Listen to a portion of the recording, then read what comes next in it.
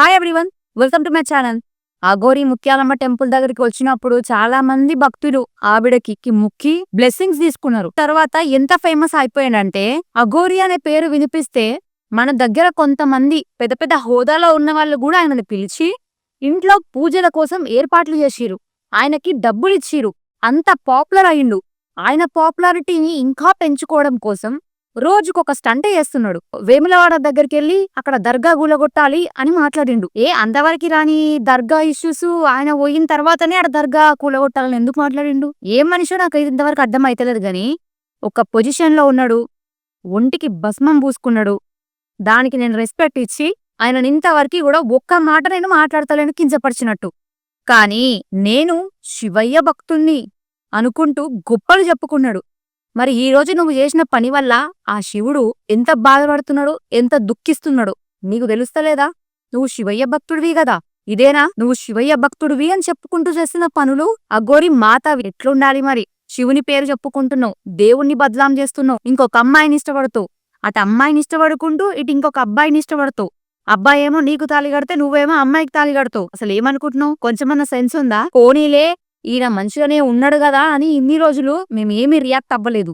కానీ ఈ రోజు నేను రియాక్ట్ అవ్వడానికి ఒక గట్టి కారణమే ఉంది. అఘోరీలు అంటే ఒక మంచి రెస్పెక్ట్ ఉంది. అఘోరీలు ఎవరూ కూడా ఇట్లాంటివి చెయ్యరు. కానీ ఈయన చేస్తున్నాడు. దేవుని పేరు చెప్పుకొని పైసలు వాడుకుంటారు. దొంగ భక్తులే ఉన్నారు కొంతమంది. వాళ్ళ వల్ల నిజంగా నిజాయితీగా ఉన్న వాళ్ళని కూడా గుర్తించలేకపోతున్నాం. అదెవరికైనా అర్థమవుతుందా? అమ్మ వర్షిని, నీకొక ఏజ్ వచ్చింది, నువ్వు చిన్న పిల్లవేం కాదు, నీకు ఆలోచించే శక్తి ఉంది. నీకు కొంచెమన్నా సెన్స్ ఉందా అమ్మా? చదువుకున్న దానివి, ఎట్లా ఆలోచించాలి, ఏం చేయాలి అన్న తెలివి లేదా? కన్నా తల్లిదండ్రులని బాధ పెట్టుకుంటూ ఏం చేస్తున్నావు నువ్వు అసలు? అటు మీ తల్లిదండ్రులు నా బిడ్డ ఇంటికి రావాలని అంతగానం ఏడుస్తున్నారు. నాకున్న బిడ్డని నేను దూరం చేసుకోవద్దు అని కన్న పేగు ఊకుంటదా? ఎంత బాధపడుతున్నారు? అదేది నీకు కనిపిస్తలేదా? చదువుకున్న దానివి ఇంకా సిగ్గు లేకుండా మాట్లాడతావా? ఏంది ఆయనను పెళ్లి చేసుకుంటావా? వాళ్ళు చేసుకుంటా కూడా కాదు, చేసుకున్నా తను చదువుకున్నది, కనీసం ఆ చదువుకు తగ్గట్టు కూడా తను థింక్ చేస్తలేదని నేను అనుకుంటా. ఎందుకు అంటే, సరే చదువుకున్నది, చదువుకోలేదు, చదువుకున్నోళ్ళే ఆలోచించాలా అంటే అది కూడా కాదు. కానీ నవమాసాలు నిన్ను మోసి నువ్వంత పెద్దగా అయ్యే వరకు నిన్ను పోషించి నువ్వు చదువుకుంటున్నావు ఈ రోజు అంటే నీ పేరెంట్స్ వల్లనే కదా. నీకు ఫుడ్ పెట్టిరు, ఇప్పటివరకు నువ్వు బ్రతికున్నావు అంటే దానికి కారణం కూడా నీ పేరెంట్సే కదా. మరి మినిమం సెన్స్ లేదా? నీ పేరెంట్స్ ఉన్నారు, వాళ్ళని వదిలేసి నువ్వు పోతే వాళ్ళు ఎట్లా బతుకుతారు?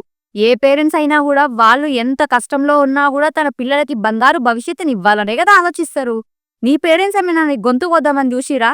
మరి అయినా కూడా నువ్వు నీ పేరెంట్స్ మాట ఇవ్వకుండా ఎందుకు పోతున్నావు? ఎందుకు? నీకు నీ సంవత్సరాలు నిన్ను పెంచిన నీ తల్లిదండ్రుల కంటే కూడా ఈ రోజు వచ్చి జస్ట్ నీ కాలేజ్ ఫీజు కట్టి కొంచెం నిన్ను అటు ఇటు చూసుకోగానే నీకు అఘోరి మాత ఎక్కువైపోయిందా? ఈమె ఏమంటది, ఒక టీవీ ఛానల్ లో కూర్చొని శ్రీనివాస్ జెండర్ చేంజ్ చేసుకున్న విషయం అందరికీ తెలుసు. తెలిసిన తర్వాత కూడా ఈ అమ్మాయి మళ్ళీ అఘోరి మాతని ఇష్టపడడం ఏంది? అరే, ఆడోళ్ళు కలిసి ఏం చేసుకుంటారు? అసలు సమాజంకి ఏం మెసేజ్ ఇద్దామని మీ ఇద్దరు పెళ్లి చేసుకున్నారు? అసలు చదువుకున్న దానివి ఏమైనా అంటే ఈ రోజుల్లో అన్ని చూస్తున్నాం కదా, నాకు ఈయననే బెస్ట్ అనిపించిండు అని చెప్పేసి మాట్లాడుతుంది ఆమె. మరి నీ ఇంటెన్షన్ ప్రకారం అఘోరి మాతనా? అడిగితే ఈమెమంటది తెలుసా, నా వరకు నాకు శ్రీనివాసే. మరి ఈయన దొంగ భక్తుడా? మరి నువ్వు వచ్చేసే, నేను చూసుకుంటా. దేవుడి కోసం ఉన్నోళ్ళకి, దేవుడు కోరికలు తీర్చడం కోసమే పుట్టినోళ్ళకి ఆ దేవుడి మీద తప్ప ఇంకా దేని మీద ధ్యాస ఉండదు కాదంటారా? అట్లా ఎంతమంది లేరు? అయ్యప్ప మాల వేసినప్పుడు పొద్దుగల లేచి స్నానాలు చేస్తారు, నిష్టగుంటారు. డాడీ కూడా వేసిండు, అందుకే నేను చెప్తున్నా. కనీసం మా ఇంట్లో కూడా రాకపోయేది, అంత నిష్టగుంటుండే. మరి ఈయనేం చేస్తున్నాడు? ఆ శివయ్య పేరు చెప్పుకొని పెళ్లి చేసుకుంటాడు, పోయి మీద మీద పడతాడు.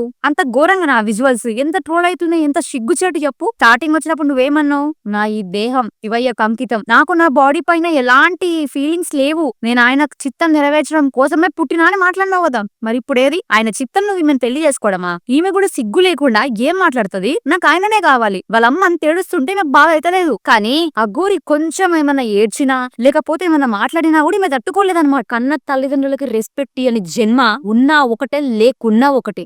అట్లాని ప్రేమించడం తప్పు అని నేను చెప్తలేనిడా. నేను చెప్పేది ఒకటి, ప్రేమించు, తప్పస్సలు కాదు. కానీ నీ పేరెంట్స్ ఒప్పుకున్నాక పెళ్లి చేసుకో. నీ పేరెంట్స్ ఒప్పుకున్నారనుకో ప్రాబ్లం ఉండదు కదా.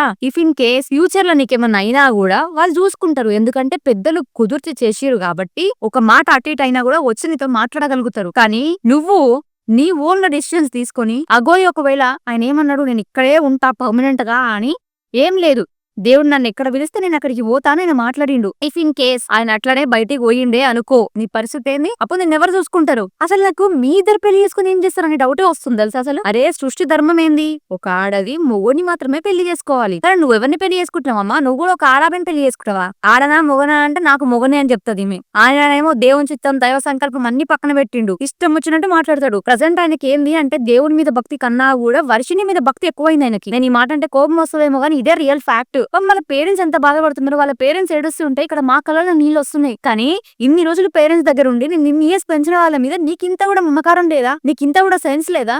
నీకు కనీసం వాళ్ళ మీద జాలి ఎలుగుతలేదా? వాళ్ళు ఆడ ఏడుస్తుంటే నీకు ఏడుపు వస్తలేదా? నువ్వు కూడా ఫేమ్ అయిదామని చేసుకుంటున్నావా? ఇదంతా కూడా ఫేమ్ రాగానే తర్వాత వదిలేద్దామని అనుకుంటున్నావా? చెప్పు మరి. అట్లనే అనుకుంటాం మేము కూడా. చెప్పుకోనికి సిగ్గు చేటుకుందమ్మా ఇట్లాంటి విషయాలు. పొద్దున లేచి నిష్ఠ ఉండి శివుడి కోసం ఉపవాసాలు చేసే వాళ్ళందరూ కూడా ఇలాంటి విన్నప్పుడు ఎంత బాధాకరంగా అనిపిస్తుంది తెలుసా. ఈయన మరీ దారుణంగా మాట్లాడుతున్నాడు. ఈయన మాటలకి మొక్కాలి. ఇన్ని రోజులు లేని ప్రేమలు మనుషులపై ఈ రోజు వస్తున్నాయి. నీకు ఇంతవరకు మనుషుల మీద ప్రేమ లేవే, కొత్తగా మనుషుల మీద ప్రేమ ఇప్పుడు స్టార్ట్ అయిందా?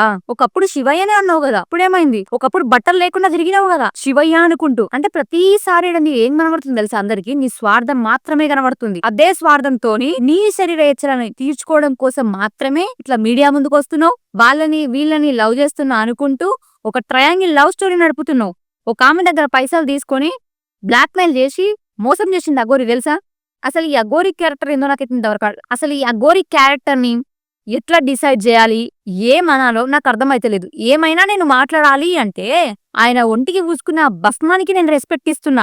ఆయన ఒంటికి పూసుకున్న ఆ భస్మానికి కూడా రెస్పెక్ట్ ఇవ్వకుండా అదే భస్మం పూసుకొని అదే రుద్రాక్షను మెడలా వేసుకొని అదే శివయ్య పేరు చెప్పుకుంటా దీక్షలో ఉండి శివయ్య కోసమే నేను బతుకుతున్నా అని చెప్పుకుంటూ వాళ్ళ మీద పడతాడు. పోయి ప్రేమ వ్యవహారం నడిపిస్తాడు.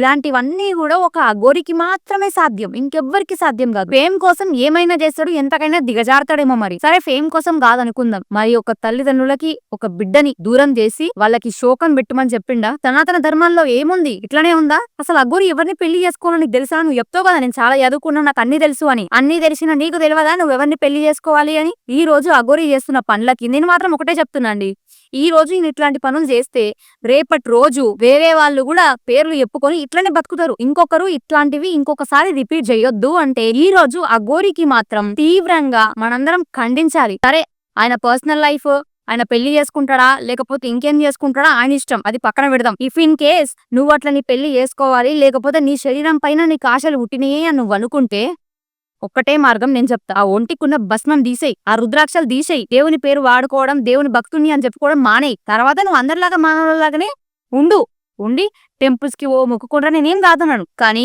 భస్మం పూసుకొని పిచ్చి పిచ్చి చేతలు వేస్తే మాత్రం, ఆ శివయ్య పేరుని చెప్పి శివుణ్ణి హేళన చేస్తే మాత్రం ఇంకొకసారి అఘోరి భూమి మీద ఈడుండడు, పోయి జైలు ఉంటాడు. గుర్తుపెట్టుకో. ఏం దేవునితో ఆటలా? ఇప్పుడు నువ్వు కూడా ఇట్లా భస్మం పూసుకొని నీ కోరికలు తీర్చుకోవడం కోసం నువ్వు ప్రయత్నిస్తా అంటే మాత్రం చూస్తూ ఎవ్వరూ ఊరుకోరు. చెప్తున్నా, ఇదే లాస్ట్ అండ్ ఫైనల్ వార్నింగ్. ఇంకొకసారి ఇట్లా భస్మం మూసుకొని అదే రుద్రాక్షలు వేసుకొని చేసినవంటే మాత్రం అసలు ఊరుకోము. అసలు అఘోరీలు పెళ్లి చేసుకోవచ్చా?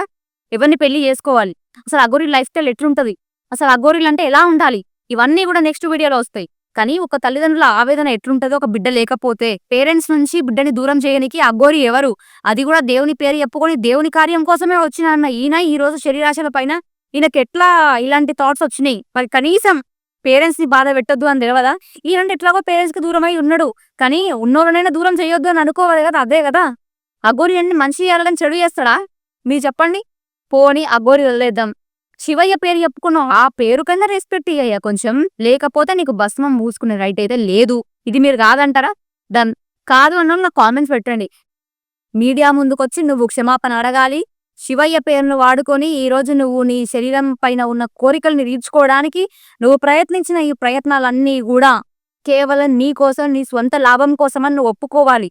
ఈ ప్రేమలు, ఈ దోమలు ఇవన్నీ కూడా దేవుని భక్తులకు ఉండవు, దేవుని లోపల లీనమైపోయిన వాళ్ళకు ఉండవు. నీకు ఇవన్నీ వస్తున్నాయంటే నువ్వు దొంగ భక్తుడివే కాదా? సరే నేను ఇంకేం మాట్లాడను, మీరే కామెంట్స్ చేయండి.